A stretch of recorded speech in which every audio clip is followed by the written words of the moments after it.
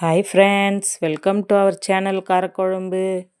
இன்றைக்கி ஒரு சூப்பரான லஞ்ச் பாக்ஸ் ரெசிபி தான். தக்காளி சாதம் குக்கர்லேயே செஞ்சு போர் அடித்தவங்களுக்கு இது போல் பாத்திரத்தில் செஞ்சு சாப்பிட்டு பாருங்கள். டேஸ்ட் அருமையாக இருக்கும். அதுக்கு முன்னாடி நம்ம சேனலை சப்ஸ்கிரைப் பண்ணிவிடுங்க.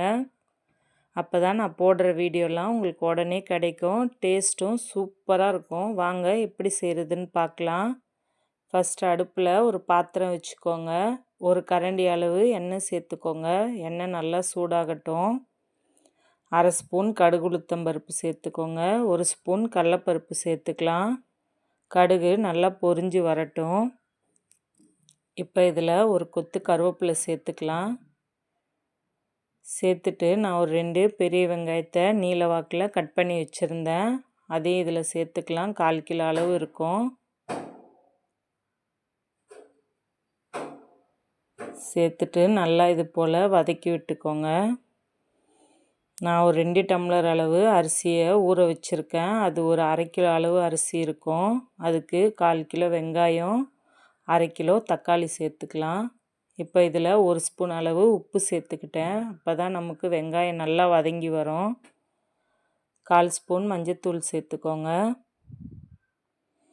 சேர்த்துட்டு தக்காளி நல்லா பழமாக எடுத்து வச்சுக்கோங்க. அப்போ தான் டேஸ்ட்டு நமக்கு சூப்பராக கிடைக்கும். பாருங்கள், நான் நல்லா பழமாக எடுத்து வச்சுருக்கேன் தக்காளியை. இது 1/2 கிலோ அளவு தக்காளி தான். தக்காளி இப்போ நம்ம சேர்த்தாச்சு. சேர்த்துட்டு நம்ம நல்லா கலந்து விட்டுக்கோங்க. இது செய்கிறதுக்கு ரொம்ப நேரம்லாம் தேவைப்படாது. 1 ஸ்பூன் அளவு தனி மிளகாத்தூள் சேர்த்துக்கோங்க. சேர்த்துட்டு நல்லா இப்போது ஒரு தட்டு போட்டு மூடிடுங்க. அடுப்பை மீடியம் ஃப்ளேமில் வச்சுடுங்க. தக்காளி நல்லா வெந்து வரணும். நமக்கு நல்லா குழஞ்சி தொக்கு மாதிரி நல்லா பதத்துக்கு வந்தால் தான் சாதமும் நமக்கு டேஸ்ட்டாக சூப்பராக கிடைக்கும். பாருங்கள், நல்லா வெந்து வந்துடுச்சு. இப்போ நான் இதில் ஒரு 1/2 ஸ்பூன் அளவு குழம்பு மிளகாத்தூள் சேர்த்துக்கிட்டேன். சேர்த்துட்டு இப்போ நல்லா நம்ம கலந்து விட்டுக்கலாம். இது போல் கொத்தி விட்டுருங்க தக்காளி எல்லாமே. இந்த சாதம் செய்கிறதுக்கு நமக்கு ஒரு 1/2 மணி நேரம் டைம் இருந்துச்சுனாலே போதும். ஈஸியாக நம்ம சீக்கிரமாக செஞ்சிடலாம். அதே போல் சூடாக சாப்பிட்டாலும் இன்னும் டேஸ்ட்டாக இருக்கும். இப்போது அரிசியை கழுவிட்டு நம்ம இதில் சேர்த்துக்கலாம்.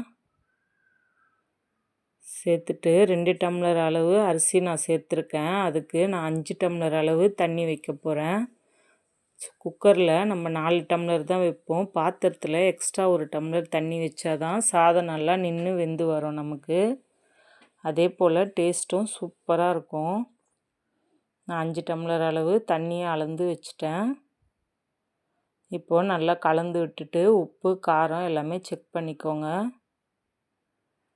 எனக்கு உப்பு கம்மியாக இருந்துச்சு, அதனால் நான் உப்பு மட்டும் சேர்த்துக்கிட்டேன் 1/2 ஸ்பூன் அளவு. சேர்த்துட்டு நல்லா கலந்து விட்டுட்டு அடுப்பை மீடியம் ஃப்ளேமில் வச்சுட்டு மூடி வச்சுடுங்க.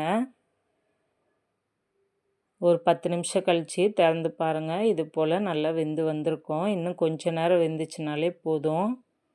நமக்கு சூடாக நம்ம சீக்கிரமாகவும் செஞ்சிடலாம். குக்கரில் செய்ய பிடிக்காதவங்களுக்கு இது போல் நீங்கள் செஞ்சு கொடுத்து பாருங்கள். நல்லா சூடாக சாப்பிட்டா டேஸ்ட்டும் சூப்பராக இருக்கும். பக்கத்துலேயே நான் ஆம்லேட்டும் போட்டுட்ருக்கேன். நீங்கள் இதுக்கு உருளைக்கிழங்கு ஃப்ரையோ அப்பளமோ எதுனாலும் நீங்கள் ரெடி பண்ணி கொடுக்கலாம். செய்கிறதும் ரொம்ப ஈஸி தான். குயிக்காக நம்ம சீக்கிரமாக செஞ்சிடலாம். வீட்டில் இருக்கக்கூடிய பொருள் வச்சு தான். கண்டிப்பாக ட்ரை பண்ணி பாருங்கள். பாய்.